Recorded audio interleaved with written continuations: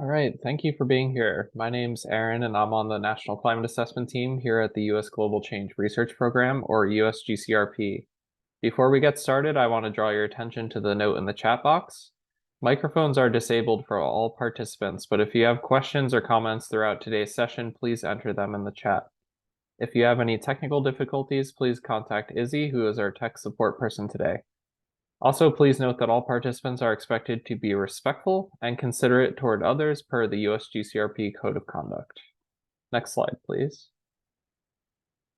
We'll kick off our webinar today with some background information about the National Climate Assessment before turning it over to the economics and the focus on supply chains chapter authors. The next slide, please. The U.S. Global Change Research Program was mandated by Congress in the Global Change Research Act of 1990 to assist the nation and the world to understand, assess, predict, and respond to human-induced and natural processes of global change. Our program convenes 15 agencies to advance climate and global change science and to provide useful and usable information to decision makers. The same law that established the program also mandates a periodic scientific assessment known as the National Climate Assessment, or NCA. The NCA is a quadrennial report that analyzes the effects of global change on several sectors: the natural environment, agriculture, energy, land and water resources, transportation, human health, social systems, and biodiversity.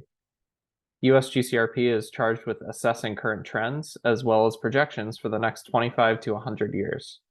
The NCA is used by organizations and individuals for a variety of purposes, including national policymaking, risk management in the private sector, local mitigation and adaptation planning, and by practitioners, utility managers, and educators.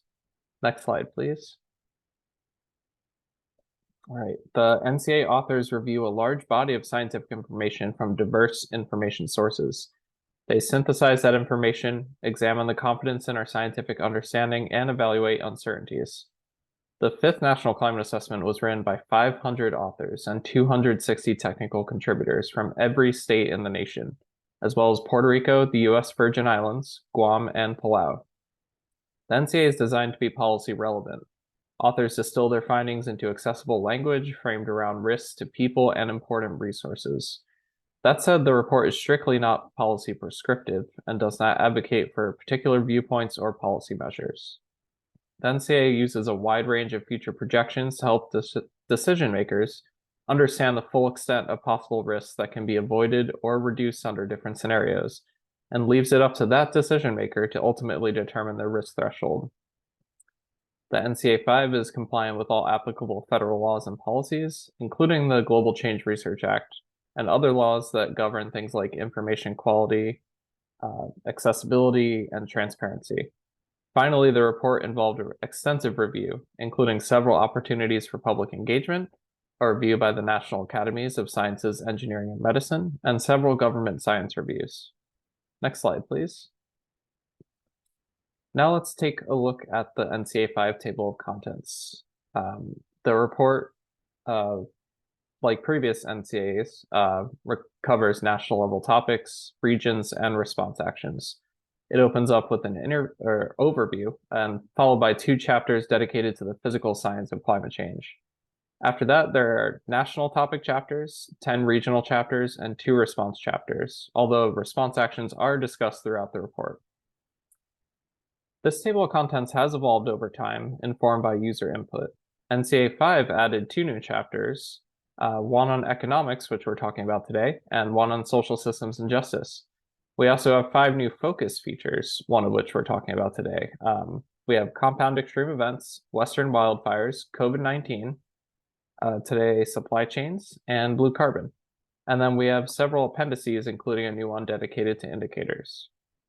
Great, now that we've gone through some introductory background, it's my pleasure to first introduce Simon, who's the chapter lead of the economics chapter, who will lead us through the webinar. And then after that, we will be discussing the focus on supply chains box with Anne.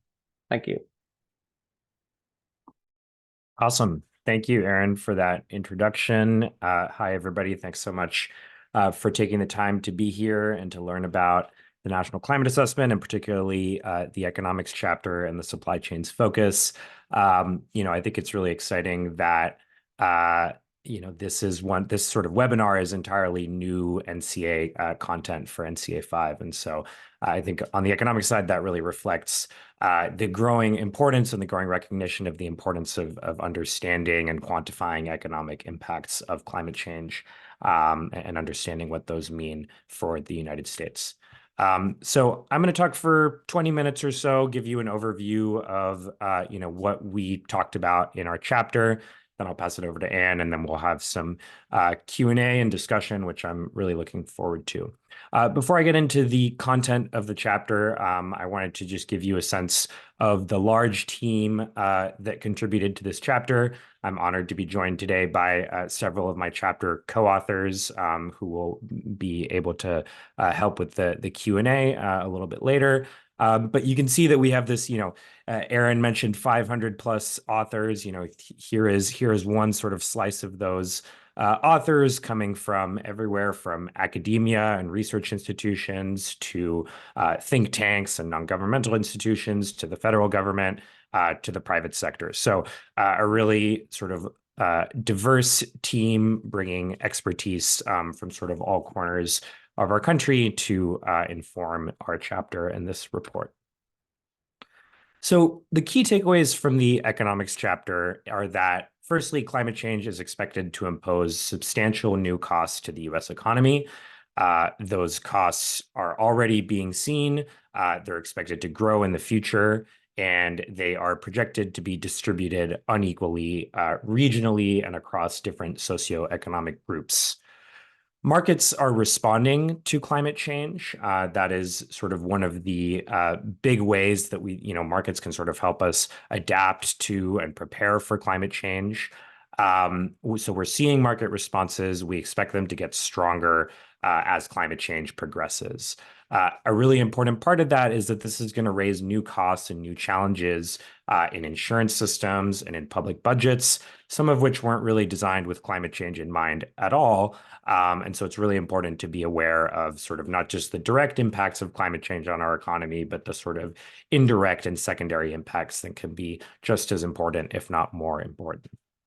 And, while climate change certainly poses many threats to U.S. jobs and livelihoods across many sectors of the economy, across many regions of the country, there's also opportunities that can be created by climate change. And I think that, in this chapter, as with the entire report, I think we want to be really unflinching and direct about the threats that climate change poses. But also there are opportunities that come in, and there are sort of reasons to be hopeful, and it's not, entirely doom and gloom, though, again, we certainly want to be unflinching about the possible impacts. So those are kind of the high-level takeaways. Now I want to walk through each of our key messages. We have 3 of them. Every chapter of the National Climate Assessment is divided in this way into, somewhere between like 3 and 7 key messages. Our first key message is climate change affects the economy directly. So climate change is causing economic damage today, and we're able to see that in sort of historical and present day data. You can see some examples from the big table in our chapter on the right side of your screen, looking at sort of current impacts of climate on the US economy. Some of the types of impacts that we see include effects to crops and crop yields, reduced crop yields in years when it's particularly hot, damage to infrastructure due to extreme events, for example, changes to working conditions, reduced worker productivity, as well as higher risk of injury at work, among others. And one thing that's really important and that I think is really central to the economics of climate change and studying the economics of climate change is that climate change affects many valuable resources that we know are really important to our welfare, to our well-being, and of course, to our economy. I'm thinking of things like our health or the health of ecosystems, but which are not traded in markets, right? You can't necessarily buy and sell ecosystem health in a market, right? And so one of the really crucial roles, I think, of economists in thinking about climate change, and also more generally, is helping to come up with ways to estimate what the effects and what the values of these resources are so that we can then use them in cost benefit analysis. And so that's a lot of, sort of what we do on the research side. And I think it really matters because, so many policies rely on cost benefit analysis. And if you don't have a way of sort of putting something like your health or ecosystem health into that, you're implicitly giving it a value of 0. And we know that's wrong. So, a lot of the impacts we talk about are really about figuring out how to take something that is valuable, but doesn't necessarily have a dollar value associated with it, and trying to come up with a rigorous and defensible way of valuing it. Looking toward the future, the impacts that I mentioned are expected to both intensify and also broaden across more sectors of the economy. One thing that's really important and that's a very consistent finding in the literature that we reviewed is that for every additional degree of warming, we expect to see increasingly adverse consequences from climate change. So, for example, 4 degrees Fahrenheit of warming is more than twice as bad in terms of damages as 2 degrees Fahrenheit of warming. And that's something that we see across a wide range of sectors.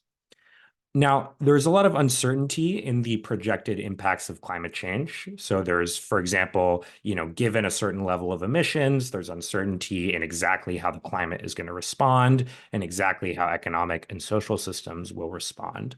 But really, the largest source of uncertainty in the projected impacts of climate change is the trajectory of greenhouse gas emissions that we're on. So there is really a tremendous range in the kinds of impacts that we can expect in the future, depending on how much more CO2 we emit and other greenhouse gases we emit into the atmosphere over the coming years.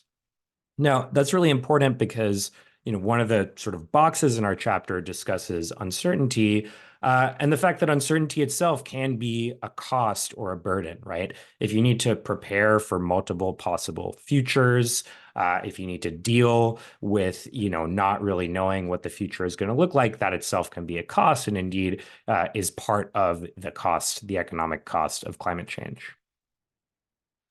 So, I showed you some examples on the previous slides of direct impacts of climate change on the economy. I want to walk through a few figures that we created that try to kind of show this in a more sort of snapshot and aggregated way.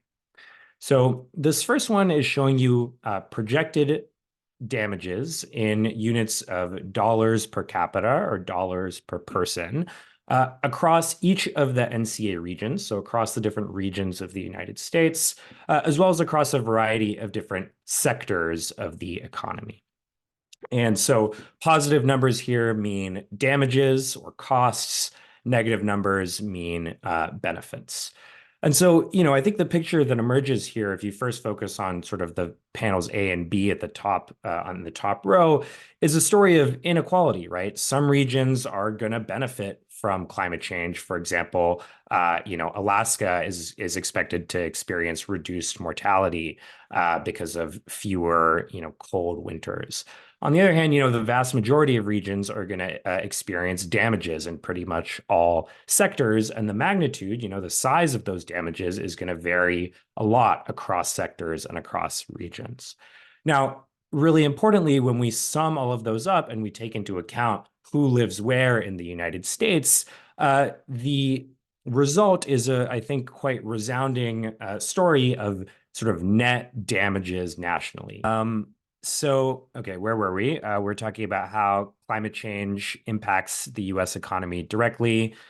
This figure, again, shows a story of regional inequality, but aggregate damages for pretty much all Americans in the vast majority of regions. Thinking more about the inequality piece of this, we find that, again, the story of climate change and the economic impacts of climate change is a story largely of inequality, not just across regions, as I showed you on the previous slide, but also sort of within regions and across different groups within the United States. One way of conceptualizing this and dividing it up is that certain communities and individuals are just more sensitive to climate impacts in the first place. You might think about this, for example, in terms of how wealthy a group might be, and maybe, for example, people who have houses with air conditioning, who are going to tend to be wealthier than people who are unhoused, for example, are just going to be less sensitive to a heat wave than somebody who is unhoused and is sort of very exposed to the elements. There's also inequality in exposure to climate hazards. This is kind of going back to a geographic idea of inequality in impacts, right? So people who live in floodplains, who live, close to the coast, are going to be more exposed, for example, to sea level rise or to flooding from extreme weather events than people who live further away from those coastlines or shorelines. And then finally, some groups lack resources to adapt or recover to climate damages or to natural hazards. So one example here is thinking about access to credit. If you focus on panel C here, people who had a high credit score, had good access to credit, were less likely to declare bankruptcy after Hurricane Harvey. They were less likely to go into debt delinquency. And so that sort of paints a picture of how, if you're in a group that has good access to credit, it might be a lot easier for you to sort of bounce back after an extreme event occurs. Moving into our second key message, which is about markets and budgets and how they respond to climate change. As I mentioned in the introduction, markets are already responding both to the climate damages that we see today and to anticipated future climate damages. And those responses are expected to get stronger as climate change progresses. One of the main ways in which that actually operates is through changes in asset values. So things like the prices of houses. And these adjust to reflect the changing economic conditions under climate change. Another thing that I think we think is crucial to highlight in our chapter is that new costs and challenges are going to emerge in insurance systems and public budgets, and notably, perhaps in budgets and insurance systems that weren't originally designed with climate change in mind. And I'll go into more detail about that in a second, but I think it's really important, again, to be thinking not just about these direct impacts, but to be thinking about these secondary and indirect impacts, which ultimately can be just as important or just as consequential. So to work through the sort of markets and asset values example, we have this figure. If you think about buying a home, when you buy a home, you pay for the number of bedrooms, the number of bathrooms, the square footage, whether or not there's a backyard, whether it's hardwood floors or carpet, so on and so forth. In the same way, you also pay for the climate conditions that home exists in. And there's a lot of research that shows that homes that are exposed to climate hazards transact at lower prices. They're worth less money than comparable homes that aren't exposed to those hazards. So some of the types of hazards that we have in mind here and that researchers have found impact housing prices include flood risk in the present day, right? So if you live in a floodplain of a river, for example, future sea level rise risk. So this is sea level rise that has not yet occurred, but if you live somewhere that's projected to be inundated, let's say under 1 meter or 3 feet or so of sea level rise, homes in those locations transact at lower prices. They're worth less money than comparable homes that aren't exposed to that risk. Similarly, with wildfires, both the occurrence of wildfires, the occurrence of hurricanes, temperatures, high and extreme temperatures, droughts, ecosystem health, all of these things have been found to impact real estate prices. An important question here is, okay, these things impact real estate prices. Do they impact them enough? And are homes that are exposed to climate hazards sort of overpriced relative to the amount of damage that they might expect to face under climate change? I want you to sort of keep that in your mind because that's something that we're going to come back to in a couple slides. First, though, I want to talk about the public budgets and insurance systems point. So this figure is sort of giving you a more conceptual schematic of the way in which climate change can impact, sort of impose fiscal risks. So if you think about everything we've talked about so far, if, as on the previous slide, real estate values are decreasing, if climate change is reducing my income, if it's reducing the revenues of businesses, of course, those are direct impacts on each of the sort of individuals concerned there. But that also means that all those folks are paying less taxes, right? So the overall tax base is reduced.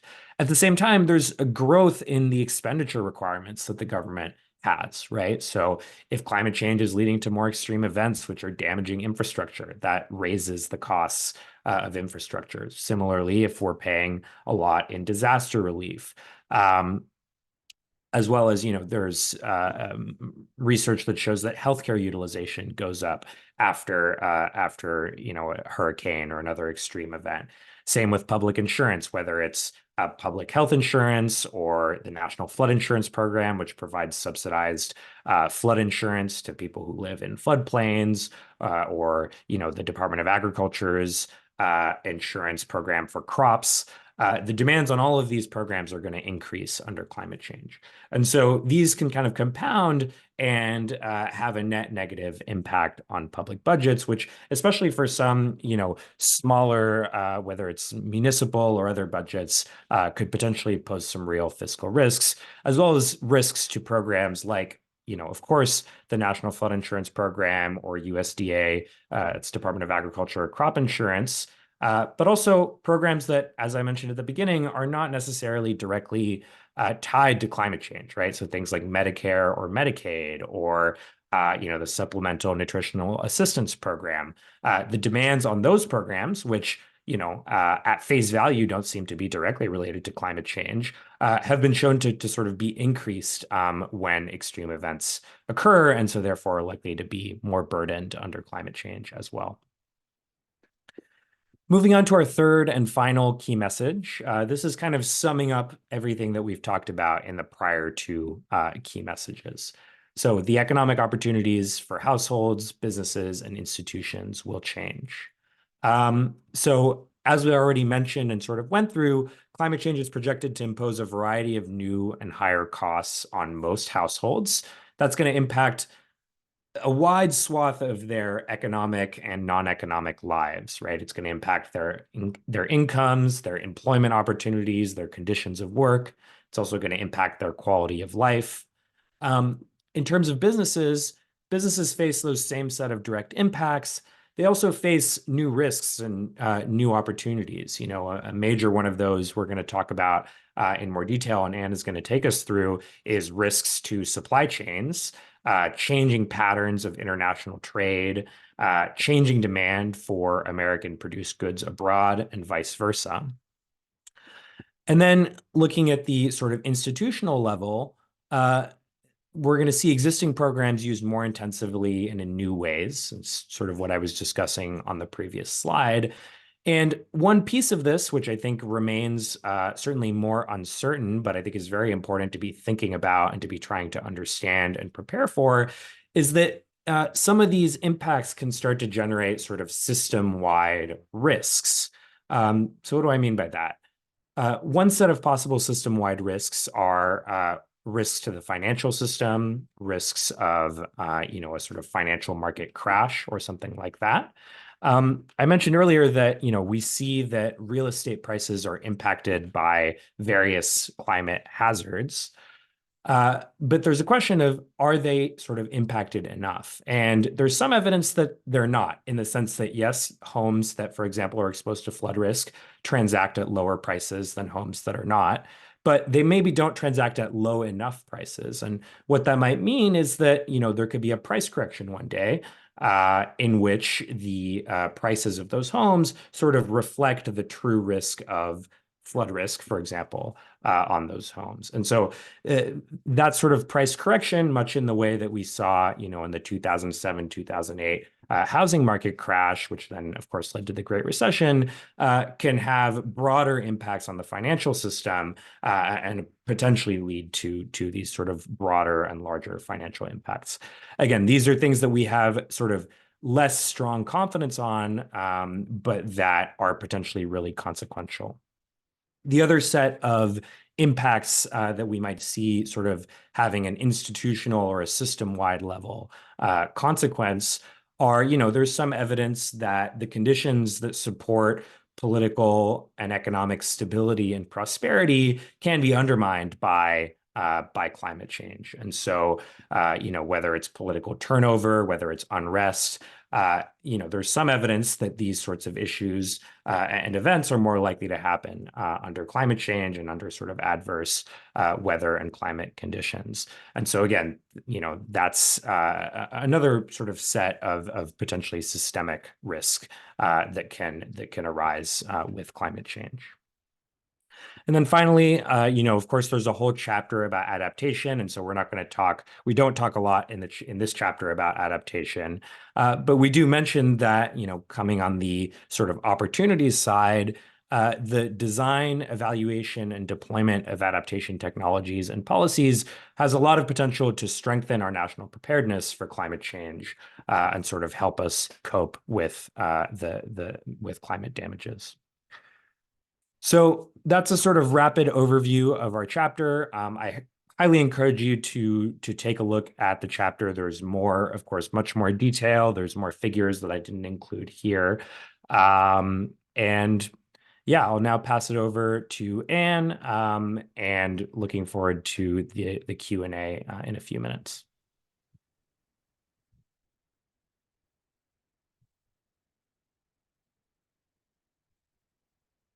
Okay, switching over because I'm going to still be driving. Can everybody, let me turn my camera on here because I can't quite see myself. Simon's still the one that's shown as the presenter. Okay, hello everybody. Let's just continue since we had a bit of a delay.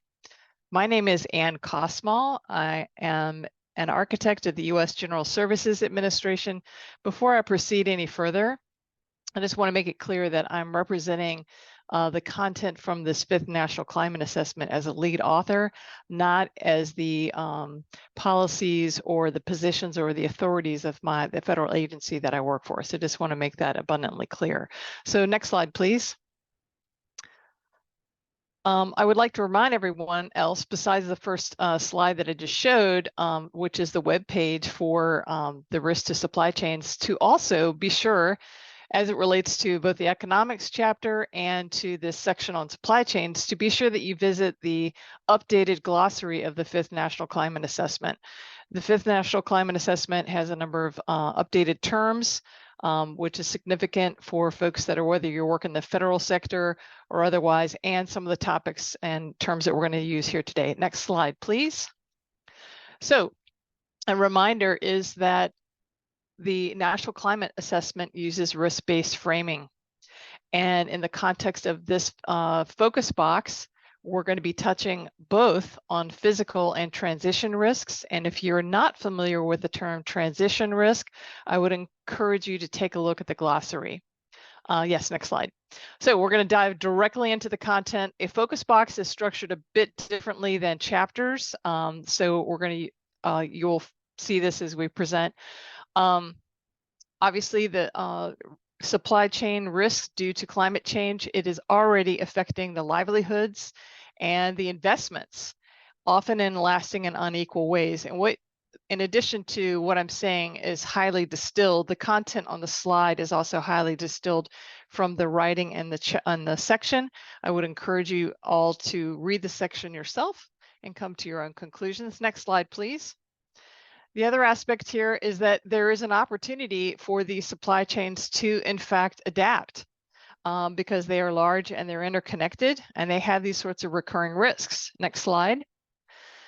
Yet you're going to see this phrase often in different parts of the National Climate Assessment, and that is that the pace, scale, and the scope of the efforts that are needed to transform our supply chains, it's not yet sufficient for the conditions that they're facing now and those conditions that are expected in the future. Next slide. So a reminder to everyone as well that supply chains are not just goods and services and things of infrastructure. They are also dependent on networks of people that are actually managing and servicing these supply chains of goods and services. Next slide.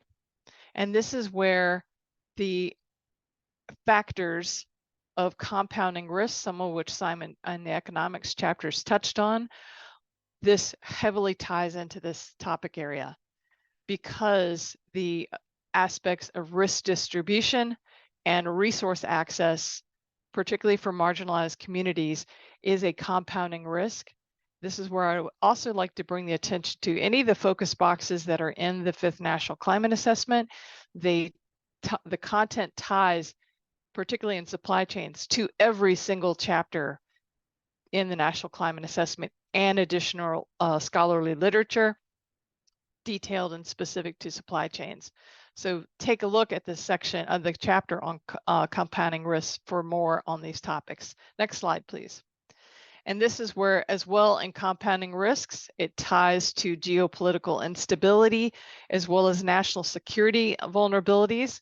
And finally, next slide, the ability or lack of ability, in fact, to achieve the emissions reductions that are desired is driven due to a lack of capacity and provisioning for electrification of products and services. And we're going to talk about this a little bit more. Next slide, please. This is where then the reminder as well that the National Climate Assessment is policy relevant. It is not policy prescriptive. And so those opportunities for innovation of some of the challenges that I've just mentioned, that is up to those who read and make the decisions that they take upon themselves to manage these kind of risks. Next slide, whether that's innovation or not. So the current vulnerabilities, similar to what you've heard in the economics chapter, they show the need that there is a real need to adapt to avoid future disruptions in our supply chain of goods and services. Next slide. And with that, the longer that these conditions are overlooked, it's prolonging consequences that are prompting the following. You got shifts in global supply chains, shift in consumption patterns, and that then shifts the competition over constrained natural resources of where particularly supplies are coming from. Next slide, please.